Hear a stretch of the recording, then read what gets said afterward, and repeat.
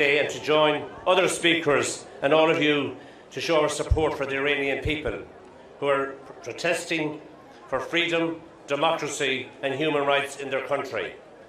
Just yesterday, we got yet another evidence of why the Iranian regime is not only a threat to the Iranian people, but also to the European interests, our business interests and the international community. This regime seems to think that it is unacceptable behaviour will be tolerated by the EU and that it can extract more concessions by taking our ships and dual citizens hostage. This is not surprising because of the last 4 decades. The Iranian regime has been able to terrorise its own people with impunity. It has arrested and executed tens of thousands of Iranian people whose only crime appears to have been opposing the regime. Many of you here are victims of that regime. Many of you are former political prisoners. You have been forced to exile because of the regime's constant persecution, and you had many of your friends and families executed, harassed and intimidated because of your relentless in your advocacy for a free and democratic Iran. And I understand your commitment. I had the honour to visit Ashraf in Albania with my friend and colleague Senator Jerry Horkin last week. We met the residents there, we spoke to the members of the main democratic opposition movement, the PMOI, and we had the chance to talk and listen to your inspiring leader, NCRI President-elect Maryam Rajavi.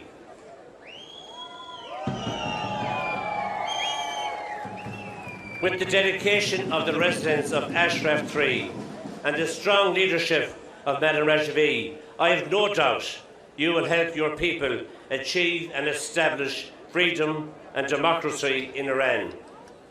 In Albania, I also witnessed the strong international support for the Iranian resistance movement, not only from the EU or the US, but also from the Arab world.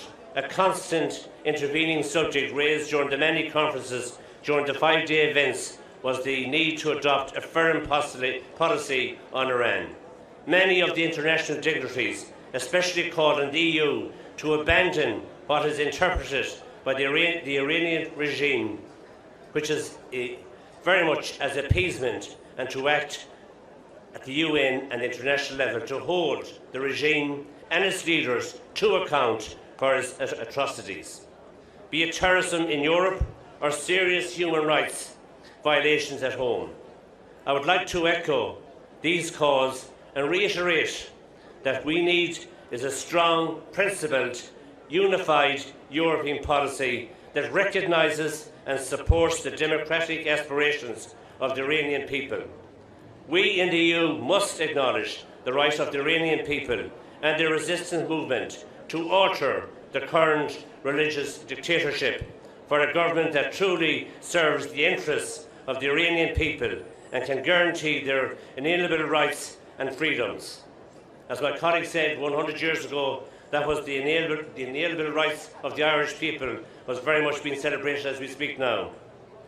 I have read the 10-point democratic platform of Madam Rajavi, which guarantees and secures have been opposing the regime. Many of you here are victims of that very former political prisoners. You have been forced to exile because of the regime's constant persecution, and many of your friends and families executed, harassed. And I know that such a government in Iran, and I now call on the EU and my government and the Swedish government to support it as an alternative to the current dictatorship in Iran. I will continue to support the people of Iran. I will continue to back the protesters on the streets demanding an end to repression, and I will work with colleagues in the Irish Senate and the Irish Parliament to pressure the EU to act to hold the regime to account for its many human rights abuses. I hope that we soon meet in Tehran to celebrate a free and democratic Iran. Thank you.